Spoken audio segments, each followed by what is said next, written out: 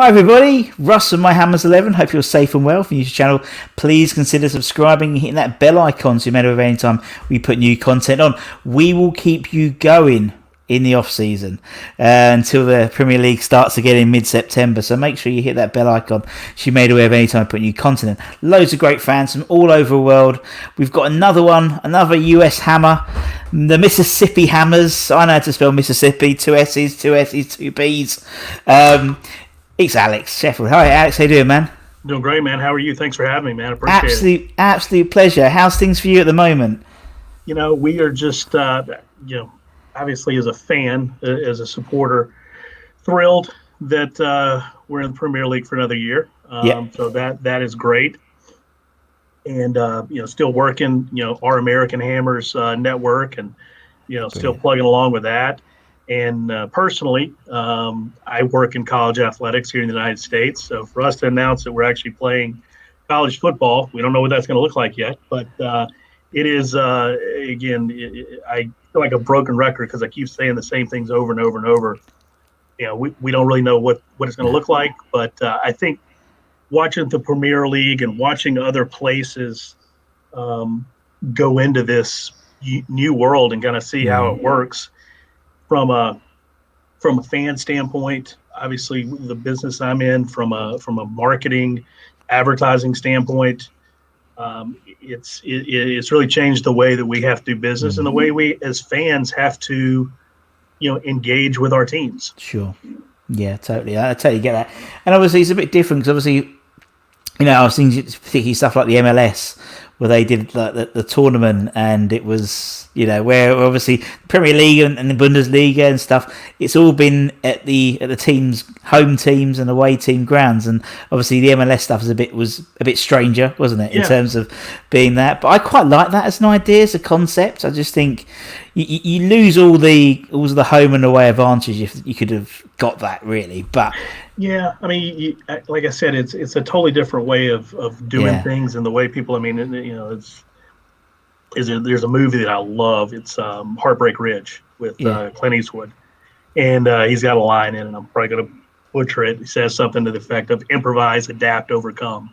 This is the world we live in, and I will never say I will never say the phrase "new normal" because I hate that, but. We've got to play with the cards we're dealt, and this is what we're doing. And I said, I think it's going to be. I think all this stuff is really going to change the way fans watch games and the way that they interact with players. I think, and I don't know the answers to that, but I know that we are at a watershed moment in sports as a fan. Yeah. No, you're right. Totally right, and it is, and I mean, particularly for the UK fans, UK Premier League fans. Obviously, you guys over there for the last couple of years have had every game on the telly. You could put every game you want to watch on, type of thing. Where here it's very much selective until obviously since restart, when every game has been televised, and it's I think it's. As you said, people have adapted. So yeah, it is. I talk to lots of different groups of fans who are doing Zoom calls, and they're having watch-alongs, but on Zoom, and watching the telly, and still having that sort of half-time nag at how Anderson doesn't put it in or whatever. So it's as you said, that I think people have adapted quite well to it. And for us with Southeastern Conference college football, I think this has happened over time, and I think maybe this will, get over on your guys' side, is that people find out that if they got a really kick-ass TV, they don't have to go to the game. I mean, they can get all the same experience on the TV, at home, no concession stand lines, no bathroom lines. And I think you're going to start seeing more people, and that's kind of a fear of mine, because, I mean, I think that's part of the specialness of going to a game is experiencing that. But like I said, I think you're going to see a lot of different changes. The thing that has been very fascinating to me about watching the Premier League is not watching it with the sound and actually hearing the players and coaches and talking, and you can actually there's a different side of the game that you get. So I think that for me that's very fascinating. Yeah, it's very true. Particularly I think it was the UFC. The UFC had it, and you could hear the comment. There was one fight where you could hear the commentator saying what the fighter should do. Yeah. And he took that on board, for the next few rounds. And I know what you mean. It's quite funny. There was I did a little Twitter poll. Were people crowd noise on or crowd noise off? And it was literally 51-49. It's like people love it. I think a lot of people are used to it now because you need something in the background. It's a bit weird otherwise, but it's great to have the option off for the sort of the purists, so they can hear exactly. Things. But I think you're going to start seeing. I think if people wised up, they would start really trying to be able to see the puppet strings behind the show. Yeah. I think if there was ways to give content to people, I know no coaches want to do this, but what if you can go in the locker room? What if you can, go on the pitch? What if there's so many things that it opens up a whole nother universe for fans. It does. I just hope most people embrace it. Yeah, it does. It may not happen for a while. No, you're right. Yeah, I think they're talking about October at the moment that they will be letting some fans back into the stadium, but again, that's all dependent on whatever happens in the next few months. We don't know what's going to happen. No, you don't know what people's appetite is going to be. Maybe people are I'll stay home. I'm good. Yeah, exactly. Well, particularly sort of maybe the older fans who will be going for 50, 60 years. They're more prone to catching it. So, I would, as you said, if you've got a good telly, you'll be able to watch the game anyway. And in the comfort of your home, no need to wear a face mask there, and stuff like that. So you're totally right, and I think that's why people love I love all the all or nothing series on Amazon. Obviously all your football, American football. Sorry, we're going to call it American football and soccer and normal football. But seeing all there, I love seeing all those sort of stories because I think you can really relate to the players a lot more, and that's something which for an experienced soccer fan, they've lost that disconnect with players because everyone sort of spends 2 seasons at a club, buggers off to another club, and you lose that where those all or nothing seasons, a series. I actually watch a series and I know who Cam is. I know who this guy is. I know, and it's so funny. You just get his personal. And you connect with people in a different way that you wouldn't normally. Otherwise, and I think a lot of the stuff that you're doing with this and what we're doing with the American Hammers Network is, you're giving fans a different way to, again, absorb that content from the teams. People kind of show their fandom in their own way. Yeah. The stuff with YouTube and things that, just like what we're doing right now, it's amazing that people can, show their selves being a fan and don't really have to go to the game. No, exactly. And not. I know we're kind of getting on a different, rant. Like I said, we're going to go off the rails. But getting back to the stuff that I'm having to do, is our business is changing, or what we're starting to find, and you're going to know this when I say it, is how many fans. For instance, what's the capacity at London Stadium? 62 at the moment. I think they got up to 62. Yeah. They can't build any more seats. No. So there's so many people that are fans that will never, ever, ever go to a game. Yeah. And how do you connect with these people? It's true. So that I think that's where a lot of the teams are really got to step up their social media game and connect with people, because I read this, like 95% of the Los Angeles Laker fans will never go to a game ever. That surprised me. Yeah. But there's people, and that's what we found. I'm sure you're finding now with the American Hammers is there are people all over the world. Oh, it's mental. That are fans, and again, they will probably likely never go to a game. Mm. And this medium right now is the way that people are connecting. So I think it's awesome. Again, you try to play with cards you're dealt, and this is kind of what we're doing. But it is again, it's a very unique time. So sorry to go off on the whole. No. We always we barely stick to a topic on these things. That's the idea. That's what people like, because they like to listen to people's stories and their thoughts. And obviously the American Hammer stuff. Obviously, I've interviewed Lee and Tim and several others of the network, and it just blows my mind. I think I was just more naive to it more than anything before I started the project. Just how big our fan base is outside the UK. Right. It's mental. Even obviously, if we look at the other side, I interviewed the Indian Hammers, and Yeah, those guys are great. they are Those guys are awesome. mental. And it's like they've got the Scandinavian Hammers, and there's it's brilliant. That is something that I did during this process when and I'll kind of give the backstory later about how I met Tim and all those guys, but I really started doing a lot of research to find all these supporter groups all over the world.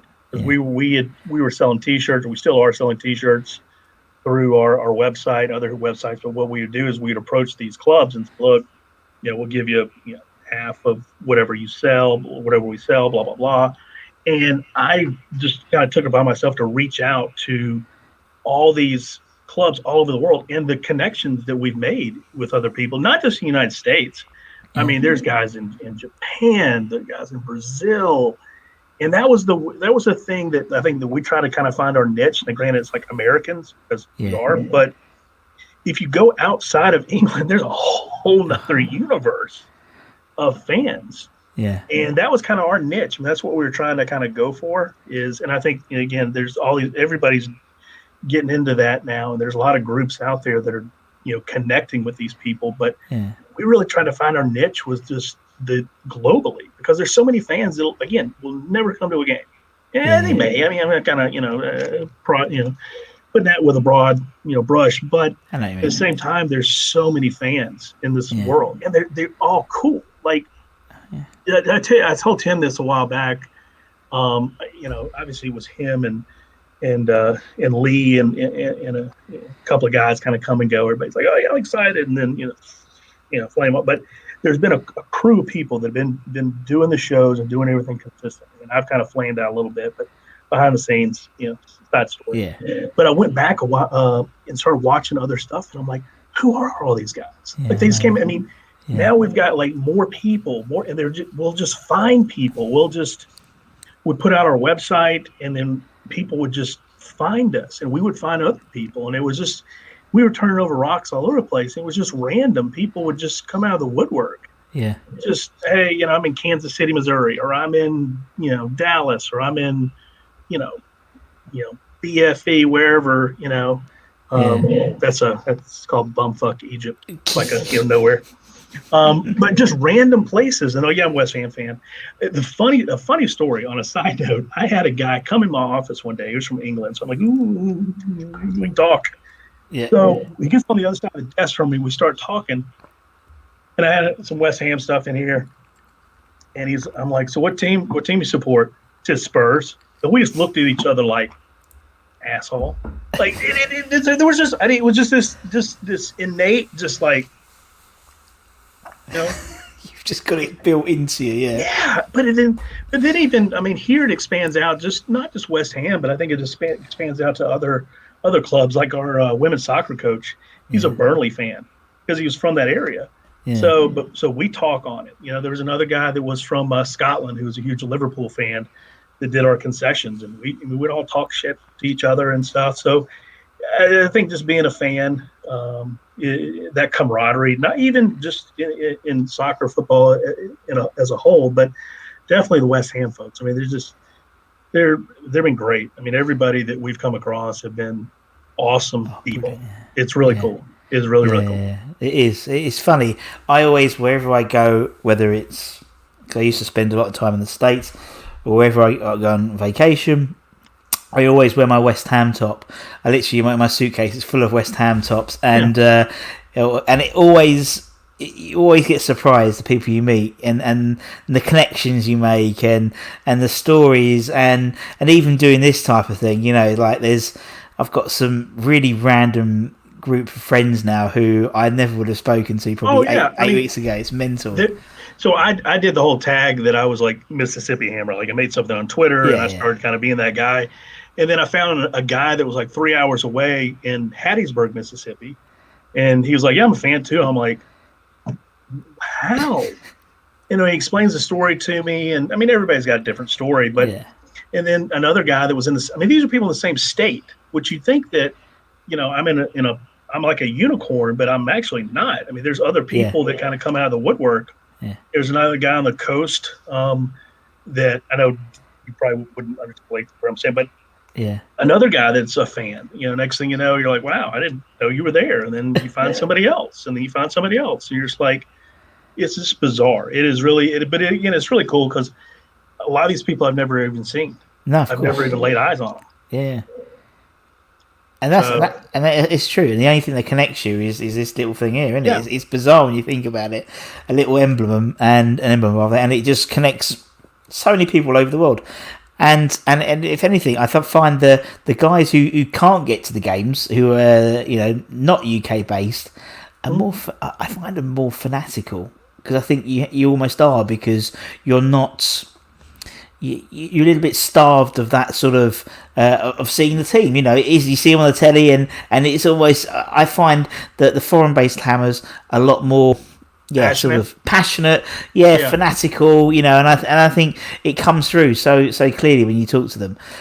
So basically, so why West Ham, Alex? Why what's your story? Why the sigh? That's. It's gonna make it sound like it's gonna get like a book, like tell a story. Yeah, exactly. All right, son. In the beginning, story here. I tell this, and it's kind of a weird thing. Okay, so, all right. First of all, I work in college athletics, so my entire life is tied to. I mean, I went to school here, all that stuff, but it's nice to have something that I'm not financially and personally attached to. Like I can be a fan of something, right? So if you're in the middle of it, it's different, I know, yeah. So one, I wanted to have something that I could be a fan of, and kind of take off we all wear different hats, mask, whatever. I could take off and I could be a fan of something else. I could be that stupid psycho fan and enjoy that. So there's two reasons. One, I picked West Ham. I was like, okay, all this kneeling down for the national anthem bullshit, screw this. I'm going to England, which totally is counterintuitive. Like, why would you do that? Like, okay, you guys want to be patriotic? I'm moving. So I just like, you know what? I'm going to start following, Premier League. And I started, just like anybody, you're sitting down, you're okay. Can't be the cliched fan. That's just so, I'm going to be Manchester United fan. That was just that would have been too easy. And I always like picking a stock when it's on the low, right? I'm not seeing dividends yet, but it's going to pay out one of these days. I swear to God it will. So I was like, okay, I'm going to pick a stock on the low. And when I was a kid, we had a soccer team, and we had blue and maroon, baby blue and maroon, which you guys call it, claret. But I was like, I love those colors. Always love those colors. And then I started reading, like what teams were, and I was like, I know where London is. Okay, I got that. All right, check. But then this was the last year. This was the year before they were going to London Stadium. Yeah. So I was like, okay, this team's going to be good in the long run. Yeah, because my thought was, I'm buying a stock on the low. I was like, okay, they had a good season coming out of Upton Park. Yeah. And working in sports, I mean, tickets is the lifeblood of any organization. Yeah. So if they got more people in the stands, they're going to have more revenue to build that team. Just facts, Yeah. So you're like, okay, so now you start seeing, okay, Payet. I mean, that was like my first guy. I was like, oh, that's my guy.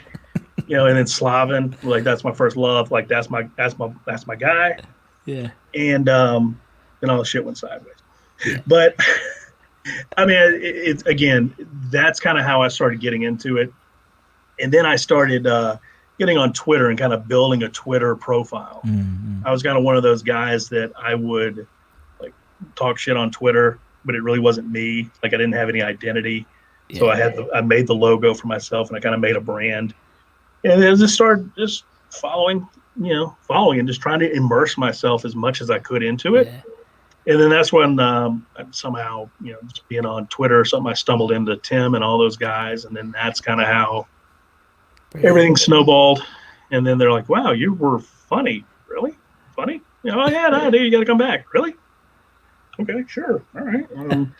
So then we started doing some shows and started having some fun with it. And then, next thing you know, we're selling T-shirts and doing all this stuff. Yeah. So again, it is the funny thing is with the American Hammer stuff, it's like the same shit I do when I get home. Like, I mean, what I do at work, I go home and do it all over again. Yeah. So it's actually kind of cool.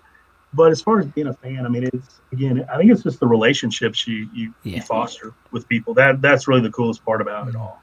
Yes, you're right. You're totally right. I know we're not in it for the football. It is about the relationships and the togetherness and the West Ham family, as they call it. But it's so true. And obviously, you guys, you've got thousands of miles between you all across the country, but you have this network, and it's just you're probably closer than a lot of other people. I talk to Tim, probably once a week. Talk on the phone. Awesome. We've never seen each other. Yeah. But again, it's excuse me. It's just. I think it's just a good relationship with a lot of different people, and it's just fun to meet a lot of different folks and a lot of different characters, a lot of different a family of folks. And again, the football is kind of secondary, because it is what it is. But it's really amazing just to see different. It really opens your eyes to the world a little bit. There's different. Different people from different countries and different lifestyles and different, just social norms and just the way people. I mean, I've talked to people. There was one day that I talked to people in India, Japan, Ghana, like all these countries, all in one day, and I'm chatting with different people, different places. And that's really special that you get to connect with people all over the world, because I think all of us. People like to say that about Americans, but I'm sure it's the same way for English. You live in your own little bubble, you live in your own little world, and you don't realize there are other people in the world. Like, we were all selfish to some degree, but this has really been, an excellent experience just to learn new cultures, different people. Yeah, I know you. It's so true. I know exactly. I feel exactly the same. I've made some. We've only really done the channel really for about 8-9 weeks, and it's just got mental. I think we've had I think you're probably about the 130th guest we've had on, so it's gone absolutely mental like that. But every interview, everyone I've spoken to, we still stay in touch, and whether it's Twitter or WhatsApp or Facebook, and it's lovely. It's just as you said, I was naive, I was a bit blinkered. I was in sort of the UK bubble, or even the London bubble. I'm just but even I just find it incredible. And as you said, what makes me laugh about the American Hammers Network is he's got more bloody English people on there than the bloody. We do. We've got guys from England. We've got guys from Ireland, Irish Tommy. You've had you've got Charlie. You've had Charlie on there. I used to go to school with Adam in Texas. That's the thing that's how like I remember we were doing the show, and Irish Tommy would come on and start chirping about stuff, and next thing you know, we start talking to him, and he's then he it's good fun. Just how these things just kind of develop. Again, there's guys in Australia that we talk to. I mean, they're just. It is all over the world. I mean, and don't get me wrong. I mean, we've really hustled to find these people, make those connections. Because I don't think you can snap your fingers and be like, like Anchorman, you blow into a horn. Yeah, they just assemble. Yeah. News team, assemble. No, I mean, we still have to go out and find people, but I think we've done an amazing job canvassing social media. To find people. There was one point, I think it was around Christmas time last year, that we were really kind of making a big push on social media, finding people and boosting posts and doing all this stuff.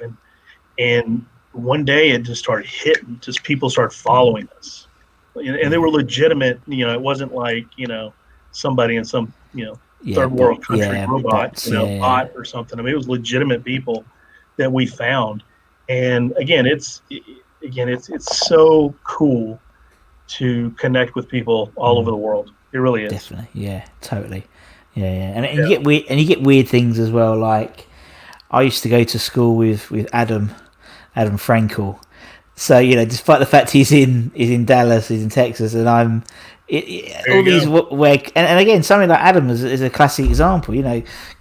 Fuck, the guy had a heart attack. Really, he needed to get and the West Ham family pretty much paid for I don't know 15, 20 grand he got out of everyone. Sort of collectively everyone helping and chipping in.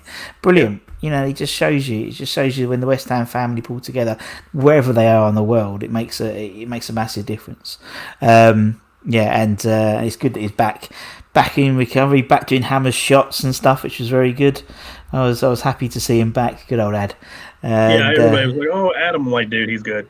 He's totally good." Because I mean, he's got so much energy and passion. I was like that.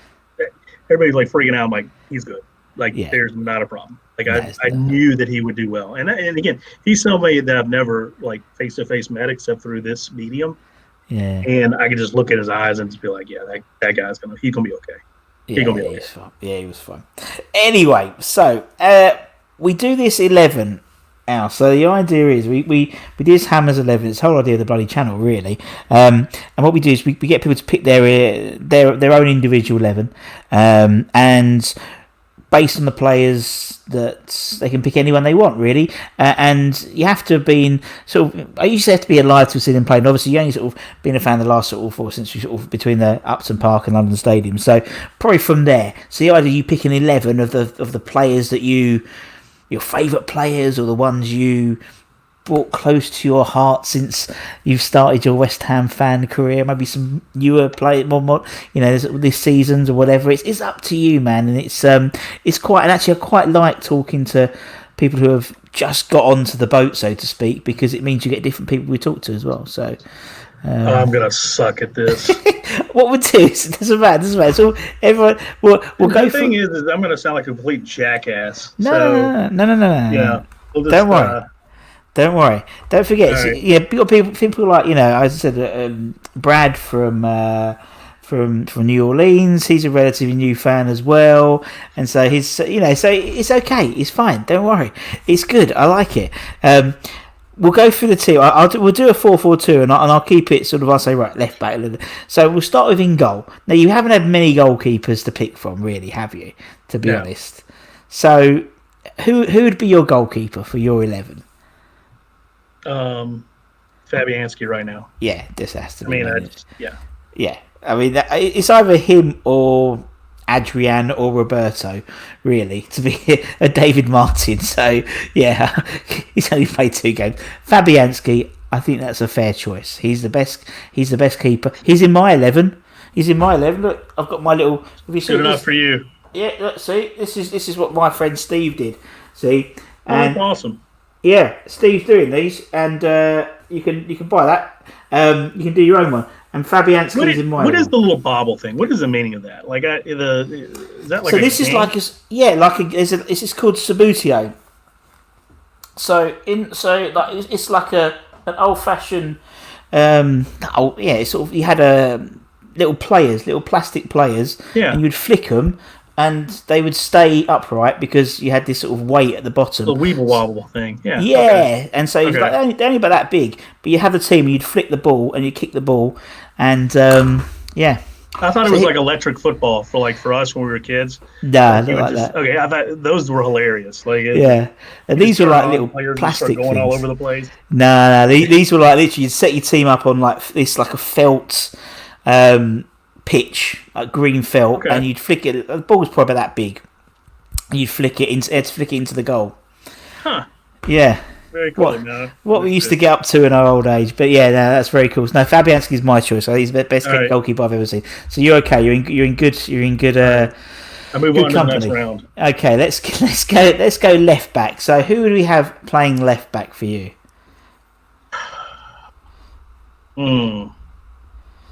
I mean, Cresswell's the only one that I know. I mean, he's been the guy. Yeah, I mean, you probably haven't. Again, you've got. The thing is, actually, it's not bad because most people, they take forever to pick their 11, but actually, because you've got a smaller group of players, you've got less choice, so it's easier. Yeah, it's probably Cresswell or Masuaku, really, but we'll go with Cresswell. Yeah, I mean, I'd go Cresswell, but I really think Masuaku has been such a. I think he could have been a lot more special. He can't play defense. I agree. No. But I mean, you're right. They play him on the wing, really, don't they? I mean, Moyes played him left wing, to be honest, when he's come on recently. But yeah, I just don't think you're right. You just can't. We don't. We've all. I mean, even before your time, Alex, we've struggled for left backs and right backs, good ones, since Julian Dix in the mid '90s, really, and even on the right backs, even like Ray Stewart 1980, Tim Breaker maybe 92-93 season. That's probably our best. Yeah, we haven't done well since then. Goalkeepers, we've been all right. Goalkeepers, we've done all right. But yes, we did all right until about we were doing okay until obviously Roberto came in. That wasn't great, but yeah, move on from him. But yeah, we're just gonna forget that Jedi mind trick. It's incredible how much one player. The goal you're looking for. It's crazy how one player just fucks up your season. And he just did, didn't he? And he lost Pellegrini's job as well. It's absolutely mental when you think about it. Right, okay, we'll go right back now. Now, right backs is tricky. It's tricky for you, I think. I mean, you've got Zabaleta, Fredericks. Ben Johnson's only played 2 games, so they wouldn't put him in just yet. Although he will be very good. Who else? You know what? Go on. I'm going Antonio. Do you know what? He played it. Yeah. I'm doubling my pick. So I can't put him up front. I'm going to go put him in the back. Yeah. So it's like I get a 2 for 1. That's good. Fuck it. Love it. He's in 2 for 1. A bog off. Get a 2 for 1. Buy one, get on free. Bog off. Yeah. How great is that? I mean, it's the stupidest move ever, but I get a 2 for 1. You say that. Slaven Bilic played him right back. I get a 2 for 1. 2 for 1. That's all I'm saying. Two for. I saved a pick. That's it, good man. Yes, all right. When there's nothing good, just put a striker in. Right, okay. All right, now we'll go centre backs. Now you've got quite a few centre backs, I think. So you've obviously got the current pairing. You've got Diop, Ogbonna. You've got who else? We've got Balbuena. We got Winston Reid. Yeah, good shout. Yeah, I liked Winston Reid. And he's over there at the moment. I don't know. Is he still at the White Caps, I think? No, he's with Kansas City. I think he's still got a case of pneumonia. I'm not sure.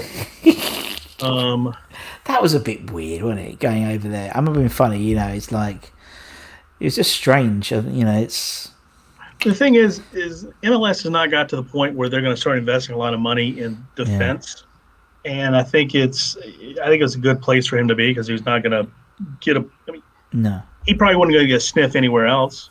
No, you're right. So we can come over here and at least still get playing time. Oh, when I'm always in the States, I always try and catch some live sport, and obviously, I'm never usually there for MLS season. It's really weird, but I was last season. I mean, and I was in Elizabeth, so I was quite close to the Red Bulls. So I went to see quite a few of their games, and I loved them.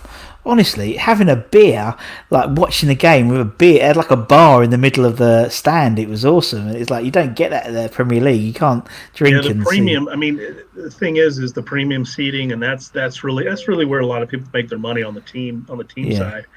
I don't know what they do over there, but anybody can get in the premium seating and just have a beer and just stand and watch the game. It cost me like $5. That was it. It's brilliant, absolutely brilliant. And they played Atlanta, and Atlanta brought like a shitload of fans. I was so impressed. Atlanta's probably closest to where I'm at, so I went. That's. It was a Sunday afternoon as well, so it's like fair play. They had to fly over to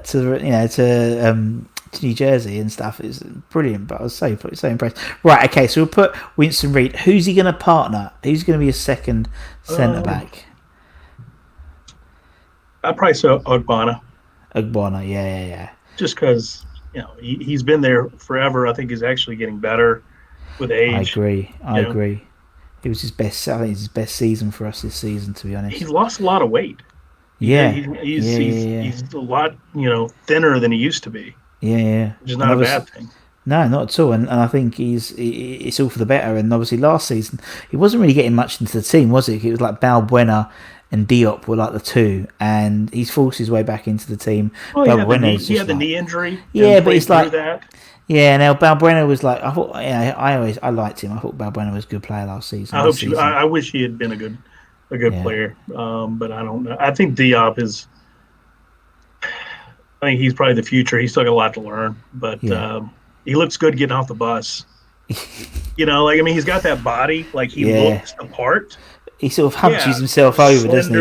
With the flat cap, with his cap on. Yeah, he looks the part. He's definitely good getting off the bus. Yeah, it's quite funny when you watch him get off the bus because I'm in the ground, so I can see him on sort of the CCTV, and they get off the bus and they've all got their masks on ready, and they've got, obviously you have to have this sort of barcode, sort of a QR code to prove that you're COVID free. You've had the test, and so you have to beep it in before you go in, and all the Oh, time out. So you have to have a test, and then you have a code that says whether you're free or not. And that's how you get in the game. That's how the players get into the game. That's how the players get in the game. Yeah, not me. I go in. Not me. I get in. I go in. They temperature check you, make sure you've and I've got a long walk, and so I'm always like a bit hot. So they've got to do it in my ear. Apparently, if you're doing your ear, I don't understand. Then you've got to sign a form to say I haven't got COVID. And then they go through. But the players, they have to get on their phones. They have to go see a phone. And then you see Davy Moyes, he's got it on a laminated piece of A4, like really old school. Like, there we go. But I love it. But Diop, I know what you mean. He's like, check it out. I'm free. I'm COVID free. Right, all right. Let's get into midfield. Left midfield. Now, you've got some choices. You've got some choices, I think. You could play your boy. There's a lot of movement in there over the years. There is. Obviously going to go. Can I put Noble there, or can I put on the left? On the left, you could put your boy in. You could put Dimmy in. To put who? You could put Payet in. He sort of played on the left a little bit. Yeah. I'll put Payet. I think that's what I thought would be. That's probably your easiest choice, because I think he just made. He was your first love. Yeah. And your first heartbreak as well. Congratulations, welcome to West Ham. True story. I used to love him. He's in my team. He's in my 11. True best story. Best player I've ever seen. Technically, the best player I've ever seen at West Ham. Despite other people think, I think he's an amazing player. Right, okay, let's go right midfield. So let's go on the other wing. Now, obviously, you could have put Antonio in, but you've used your trump card. Who are we going to put in right wing? So I'm trying to think who could be right wing for you. You could put in. We put whoever you want. You can just put whoever you want. You can do whatever you want now. Give me some options. Give me some options. What do you think? Give you some options, right? Okay, you could put in Snodgrass. You could put in. I'm trying to think of the players you saw who would be around when you saw Snoddy. You could put in. You could. You could even throw. You could throw Lanzini in there. Fornals, Anderson. Absolutely not. Yeah, actually, I would go Snodgrass just because I love Snodgrass. I love saying the word Snodgrass. I think, and honestly, you can't understand a goddamn word he says. No. So I love that guy. Yeah, I think we've missed him loads since restart. I think I think he was the extra, as you said, like extra bit of bite you needed, I think he's great. I love him. I think you need a lot of grinders. I think that, you get everybody, especially when it comes into the transfer time. Everybody goes for the guys that are technical. You're right. And are on all these highlight videos. You need a couple little shits on your team. And nobody, and those are the guys that are undervalued. And I don't think anybody really understands. It's just like hockey. You need a grinder. You need a little shit that'll get in the boards and does not care about their life, their body. Felipe Anderson's a perfect example of the opposite of that. Yeah. He's never going to get in there. He's never going to get his nose dirty, roll up his sleeves, and that's why. And I don't think that's what West Ham fans want, anyways. No, we they like don't want. I mean, you can have one or two. I mean, Payet was that guy that would never do anything, but you're like, okay, you can have one or two, but you can't have a whole team full of finesse. No, you're right. You just can't. No, it just doesn't work. Yeah. You've got to have somebody get dirty. Yeah, exactly. I was watching the Last Dance. I was rewatching it because I've got nothing to watch at the moment, and the whole thing around sort of Rodman and he and what he did. He was just like a grinder and would just get in people's faces, and you'd hate him, but he was your. We had the expression, he's a bastard, but he's our bastard, and that's what sort of Snodgrass is to us. I think he just likes to wind other people up, and we love that. And you've got to have guys that will get dirt. I mean, that was the thing about Rodman, is he did one thing and did it really, really well. Yeah. And there's to be part of a team, everybody's got to have their role. Yeah. And I mean, I was the basketball team that I was fortunate enough to be a part of here at Mississippi State. We went to the Final Four in 1996, and we had guys that would shoot the ball. We had guys that would rebound. Everybody had a role. Yeah. And all you had to do was worry about your role, because if you did your part, then the team would succeed. Then we had another coach later, and I asked him the same question, years later. He's like, well, I want players that know how to do every position on the court. I'm like, but I mean, human nature, you're like, okay, am I going to do this? I just need to do one thing and do it well. Yeah. And I think that's what Moyes is starting to find with some of these guys. Like, you do this, you do it really well, and I'll put you in a position to succeed. Exactly. But you just do one thing and you do it really well. Yeah. And like, if somebody takes a shot, you don't take a shot. He takes a shot. You don't take a shot. Yeah. And I think that's what coaches need to do nowadays, and managers, is identify what's somebody's strong suit and put them in a position to succeed. Yeah. And again, that's what fans do, is they go out and they're like, oh, look at this guy's highlight reel. Look at this guy, how good he is. But he just did one thing. That's all you need. And plus, you could pay for less if the guy does one thing really well. Yeah. No, you're right. You're totally right. And that's what it seems in the last couple of transfers that Moyes has brought in, like people like Jarrod Bowen, who's just like, and Souček, these guys do a lot of, we have this sort of bit more of a physical presence now, and it makes a huge difference. Right. Okay, so we've got that. No. I love it. Okay, let's go into central midfield. You've got quite a nice. So you've got, as you said, you've got Noble, you've got Rice, you've got Souček, you've got Lanzini, you've got Fornals, you've got. God, who else? I'll go Noble, Rice. I think that's fair. I think that's probably the best pairing we've had for many years anyway. So and again, you've got a small sample size of Souček, but. I would interchange him with Snodgrass at some point, but again, small sample size. But I think he is going to be, and I can't not want to put Jarrod Bowen in there, in a midfield role, right? Yeah. But I'm down to my last two, right? You're down to your last two. You could play Bowen up front. I think that's going to be his. I think eventually he'll be him. I reckon he'll end up playing a front three of Antonio, Haller, and Bowen next year if we have the right players. But it's up to you. You've got Arnautovic, you have Andy Carroll, you've got Jonathan Calleri. Literally the stars you could pick. Jonathan Calleri, Simeone Zaza. We haven't even mentioned Gorkan Torre. I tell you, Feghouli. Literally, honestly, Feghouli never got a fair shot. No, he didn't. That I totally never agree. Got a fair shot. He would have actually done really well if he had gotten a fair shot. Yeah. I'm serious. I really do believe that. He's smashing. He's smashing it in the Turkish league at the moment. Yeah, if he got a fair shot, he would have done some special things. No, I agree. But he just never got a fair shot. I'd have to go at this point Bowen, and I don't want to go on Arnautovic. Just don't. but I don't. But I mean, I got to because that's what I mean. There's not much. Yeah, I must be a glutton for punishment. But yeah, I'll put him down. And I think I know Arnie had his, and he is another one, bastard, but our bastard. He did that job very well, and it's a bit like Simmons Payet.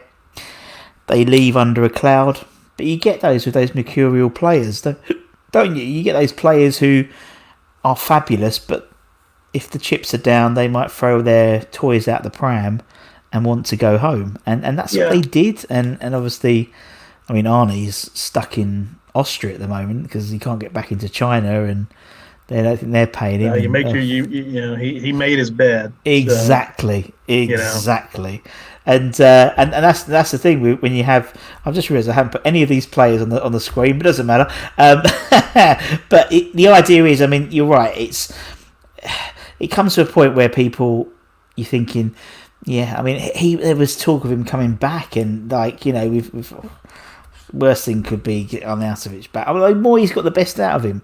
Moyes did get the best out of him. He did. In the same way he's done Antonio, he's converted Antonio to this beast of a forward. He did the same thing with Arnautovic. When he was with Bilic, he was floundering on the right wing, not doing anything. And then he just said, look, go up front and just abuse their back four. And he did it very well. And I think that's to my point is finding out what somebody's good at. Totally. And putting them in roles to succeed. Yeah. Because if you can, I use this baseball analogy. If you have a right fielder who is batting, 250 against lefties, and you have the same another right fielder is batting 250 against righties, and if you platoon them and play them against that pitcher every other day, in the right field position, they're batting 500. That's really good. So you put guys in positions to be successful and not fail.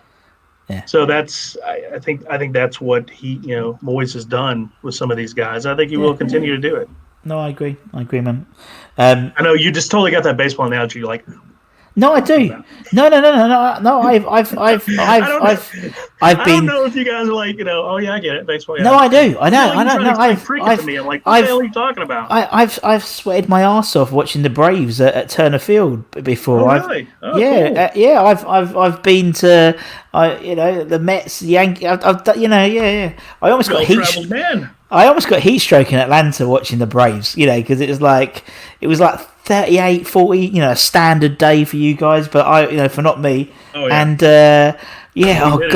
oh my God, I was just there, and it was the outfield, and I was there, and it was like, this was before they went to the new stadium. I think it was the last season at Turner Field, and I was like, oh my God, and it just kept on going, and it got past the ninth, and it was 10, and it was like, oh my God. And you're drinking. And that's what I love. It's like when you go to watch it. That's what I think is brilliant. Literally, I remember going to the Mets, and you go there, and there's a couple of innings, and everyone buggers off to go and get a hot dog and go and get a beer, and then comes back, and there's people. What? Most people with football, they sit there for almost 90 minutes watching the whole game. That is the difference between soccer and hockey and football. It's so based on the clock. Baseball could go infinity. Yeah. You're not really going to miss anything because. You don't have to get up and go anywhere because, again, the game may last forever. But for the other sports, you're on a clock and things may happen. It's true, yeah. When you think about it, you're totally right. You're totally right. Yeah. So who's my manager? You pick, man. Again, you've only got probably 3 you can pick from. I'm gonna go Moyes. I agree. I'm a big fan of Moyes. I'm a big fan of him. A lot of people laughed at me, but I think he is the right guy at the right time for what this club's trying to do. I totally agree. Yeah, he's trying to. He's getting guys on the cheap. No, he's trying to find talent that other places other people aren't looking. Now, granted, we've got people always leaking shit out all the time. And what about this guy? Yeah. What about that guy? But I think if he can give people a solid opportunity to play and convince them that they can play and not ride the pine somewhere, then they got a good chance of getting guys on the cheap and building them up. I think I said this. I can't remember if I put this on our Twitter or group page or whatever. All of us American stuff. I said the thing with Moyes, and I think I want with the team going forward is when you look at that badge, you know what it stands for. Yeah. Do you know what it stands for right now? No, was it stand for? No, there's no identity. I know what you mean. Yeah, I know what you mean. Not. You say, okay, are we a club that's going to, get younger players and build them up and try to challenge, or we got, what does that club stand for? Are they going to go out and buy every other team's sloppy seconds and overpay for them and then finish mid-table? Like, what? Yeah. Who are you? Yeah, I know what you mean, and I think you're right. Moyes is clearly has a vision there in terms of what he wants to do. They keep talking about the RB Leipzig model, and I think that's how West Ham has to operate. We need to buy players that we make profit on. We won't make profit on Anderson. We won't make profit on Haller. But we will make profit. We could sell Souček tomorrow and double our money. We would sell Bowen tomorrow and make 50-60% profit. You're not going to sell Felipe Anderson back to Lazio and make your money. No, exactly. And you're right. It's paying over the odds for them players. Where if he goes to the Czech League where he got Souček, or the Championship in the EFL, and buy players who are young, hungry, who we know we can get profit on, that is how unfortunately we have to operate as a club, at least for a few seasons, to create a reserve of cash and then go for it. And you're right. It's and that's why I think Moyes is the right man for the job, because he has that in him to build that sort of tradition and build that sort of instead of what it stands for. This is the perfect time to do that. Yeah, or at least it was, but. Back when he was at Everton, you didn't have that knee-jerk, okay, teams lost 3 in a row, coach, you're done. Yeah, you're gone. Yeah. Like guys could get a longer rope to hang themselves. Yeah, it's true. Here, everybody's on a short leash. Yeah. So I think if he could have made it through this season, which he did, and start nicking a couple of here and there, but if he can, the longer he stays, the better chance he has to succeed. Because for me, I don't understand how you can continue to recycle, just get rid of a coach or manager every other time, because he started a whole another ball game. Like, it's all starting over over again. It does. Be the same players, the same players. You can't make chicken salad out of chicken shit. I mean, you just can't. So for me, I think you've got to at least stick with the guy, and I know that it's totally opposite of what you guys over there think. You guys are like, I can screw him, get somebody else in here. Yeah. And maybe I'm wrong, but I think it used to be that, right? I mean, before, you got to think sort of successful managers in my era. Probably the only one I could think is Harry Redknapp, who was there for 7 years, which is a bloody long time for a coach. And unfortunately, the nature of the game's changed. You don't get the players or the managers stay for more than 2 or 3 seasons. You just don't. I mean, someone like Mark Noble is a rarity.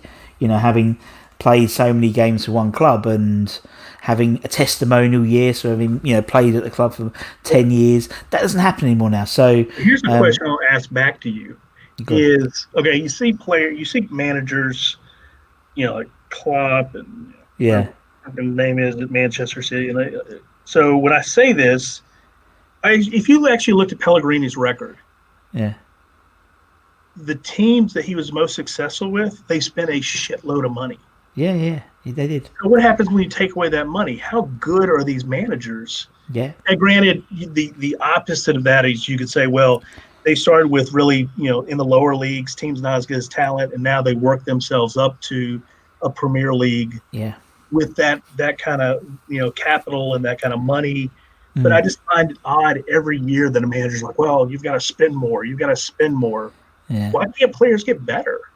Yeah, you look at. You're right. I mean, you look at this season that just finished. Obviously, you've got teams like Sheffield United. They haven't spent a shitload, and they've kept almost the same team. In the same way, someone like Norwich have kept almost the same team, and they went down with one of the smallest points ever. You know, it's like you look at teams like Bournemouth and Eddie Howe, who took them up from the 4th division up to the Premier League. Yeah. There is a balancing act, definitely, and I think unfortunately with someone like the Pellegrini, he was given a crap load of money to spend. He just didn't spend it very well, which think okay, well, you know, and then he bought players and then played them out of position. You know, something like Haller. You buy Haller, who plays in the front three at Frankfurt, and then you put him up front on his own. He's not going to play well. You know, now they've realised actually he needs a partner. But you're right. It's having, you got to have this balancing act. And you know what I like the fact with someone like Moyes is they've given him money to go and spend 17 million on Bowen. You know, was quite a lot of investment for a Championship player, but he's made that investment. Same with Souček. 16 million is peanuts really nowadays, and I just think it's all about infrastructure. And by all accounts, when Pellegrini left, he took everything with him. All the cupboards were bare. So when Moyes came in, opened the cupboard, there was no scouting system.